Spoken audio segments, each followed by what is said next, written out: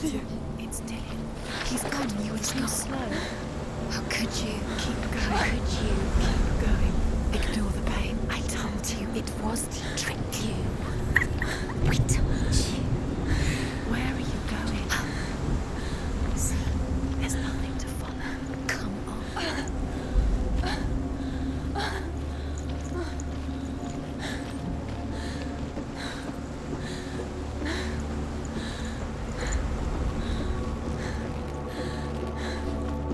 Before she first met him, she was not in a good place. Just a teenager, but not like the others. Barely functioning, she rarely left the house.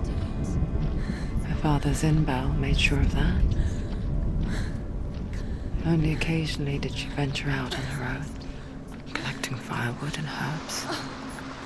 Errands out in the Orkney Plains. That was her world. Like this one. Barren and lonely.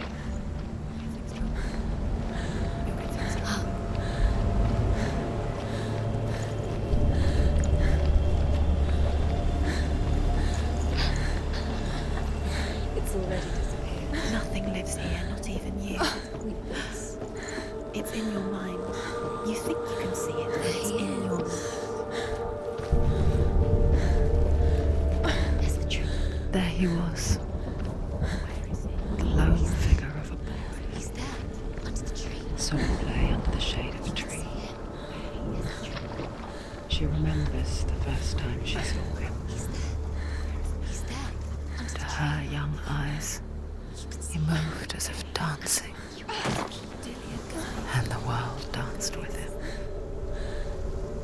The gloom lifted. For the first time in years, she felt a ray of hope.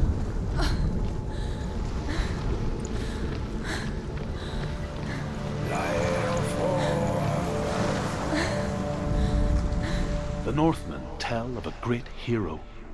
His name is Sigmund. His father's hall was built around a great tree, and one day, Odin comes and thrusts a sword into the tree, a gift to whomever can release it. Many try, but the sword only comes out at Sigmund's touch. His brother-in-law, King Siggeir, wants it, but Sigmund refuses him, so King Siggeir plots revenge. He invites Sigmund and his brothers to a feast, but when they arrive, they are met with an army, not a warm welcome. King Siggeir captures Sigmund and his brothers, steals his coveted sword, and readies them for execution.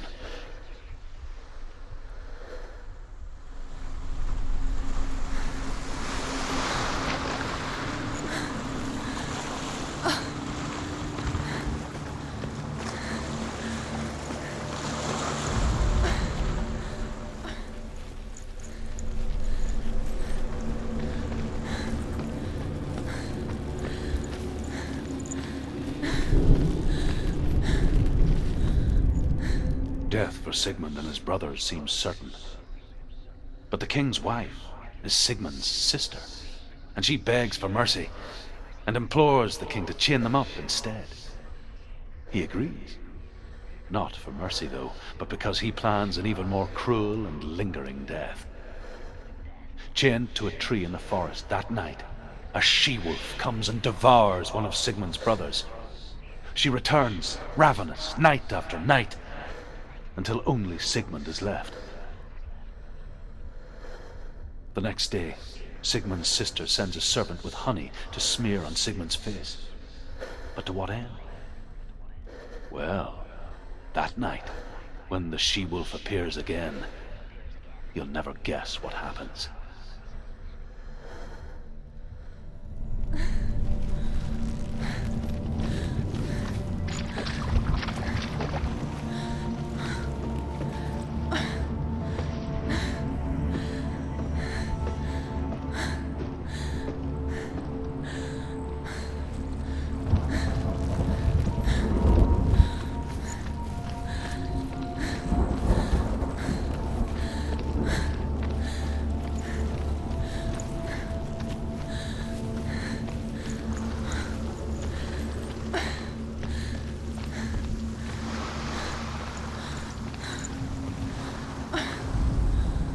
as the she-wolf licks the sweet honey from Sigmund's face.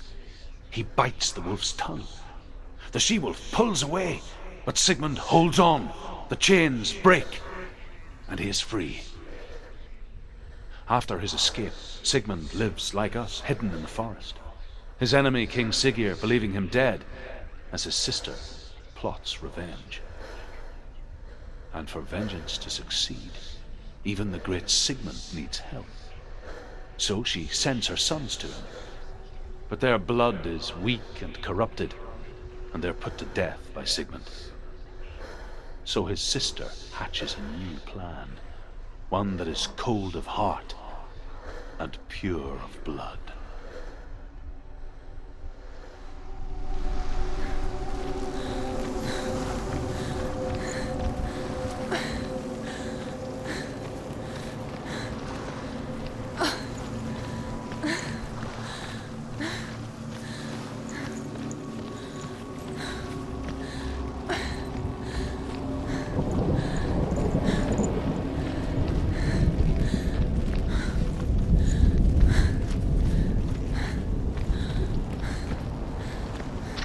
Day after day, watching from afar, she mimicked him, perfecting her own secret dance, wishing those fleeting moments of light would stretch out to last forever.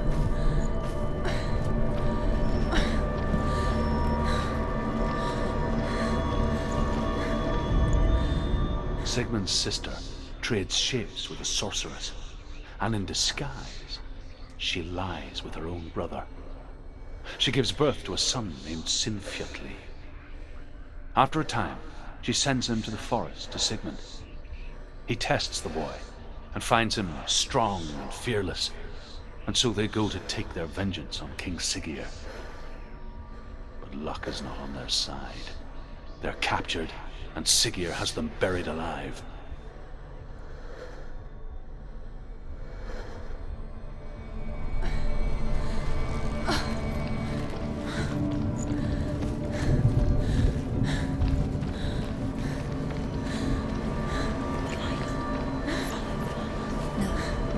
It's a trick. It's an illusion. It's not real. Different. You want to believe it's real, but it's a trick. You're deluded. Where are you going? Where is she going? What is she following? You can't even fight. It's just deception. How does he so effortlessly court the world and bliss? If only she could do the same. See the world through eyes anew and dance with it, just like he does.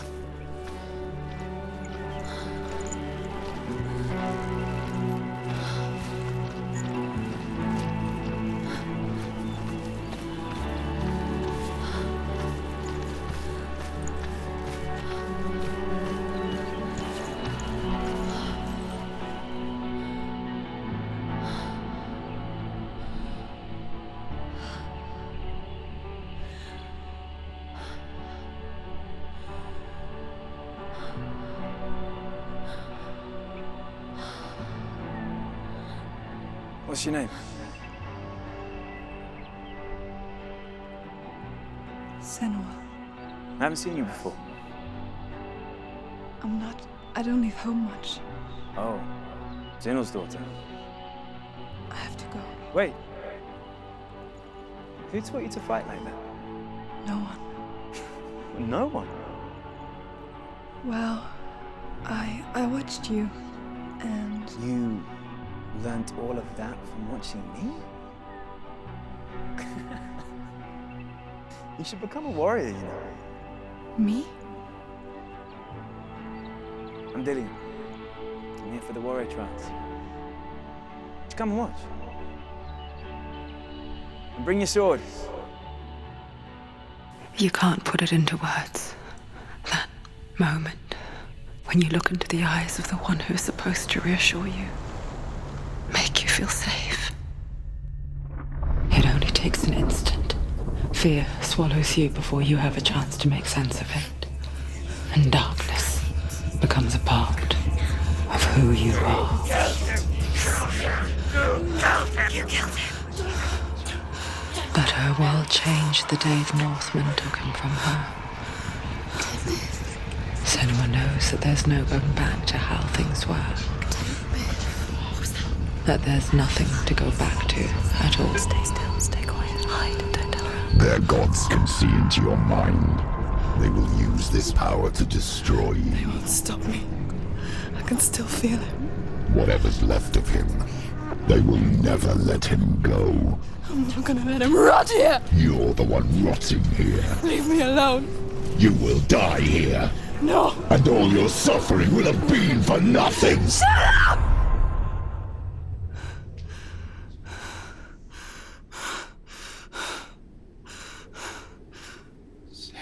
Dillion? Is that you?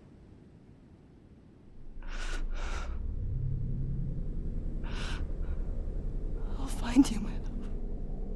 I promise.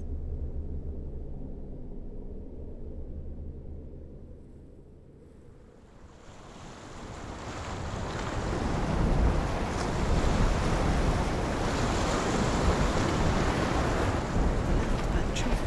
Can you see him? You want to believe it. Is he He's there? not real. Is he there? You're alone in these mountains. Is that Dillion? Nothing lives here. You won't survive. You met him by the tree. She met him by the tree. Maybe it's a sign, the tree. What's he trying to tell you? He's waiting for you by the tree. As Sigmund and Sinfjotli are being buried alive, Sigmund's sister throws an armful of straw into the grave mound. Hidden in the straw is Sigmund's sword, the gift of Odin. They cut their way out of the grave mound and set fire to Siggeir's hall. The king burns to death. Sigmund calls to his sister to come out so that she may live and be honored. She does come out, but only to tell him the truth.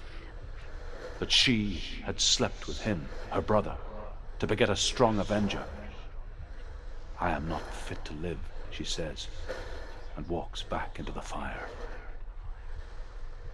Strike vengeance from your heart, Senua, as there is always a heavy price to pay.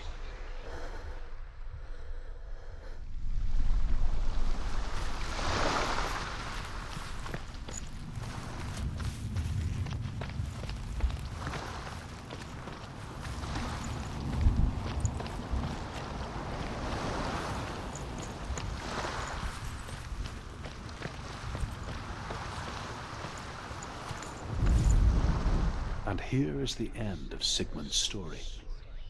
He was a fierce and great warrior who fought many battles. But one day, an old man came onto the battlefield. Although shadowed by a hood, Sigmund saw that he only had one eye. The man raised his spear, and Sigmund struck at it with his sword, but the sword shattered into pieces. Sigmund then knew that this was Odin, and thus that victory could not be his. He bowed his head and accepted his end.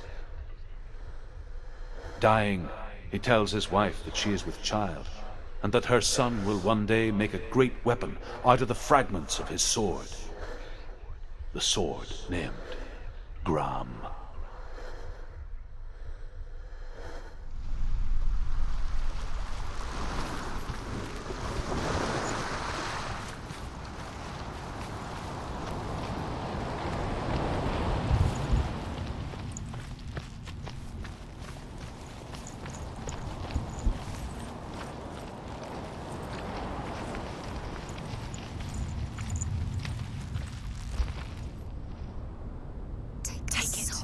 A sword. Take it. Dillion left it for you. Take it. Take it. Take it.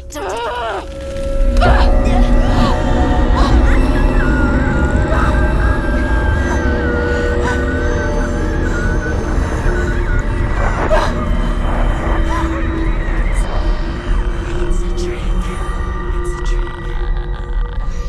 It's ending. It's coming from there and there. Oh, what are they? Look. Where's it coming from? She started something. What's happening? Senua, imagine a sword that can slay gods. Its name is Gramr. It was forged by the god of all Northmen, Odin, and gifted to Sigmund, a great warrior. I need this sword. It's important. Can you help me? The sword appears whole, but it is an illusion. It shattered into shards long ago. It is said a great warrior can reforge Gramr by answering the trials of Odin, one for each shard. The roots of the Tree of Death will take you to new lands where you will face the trials. Go to the shard. Go to the shard. Go to the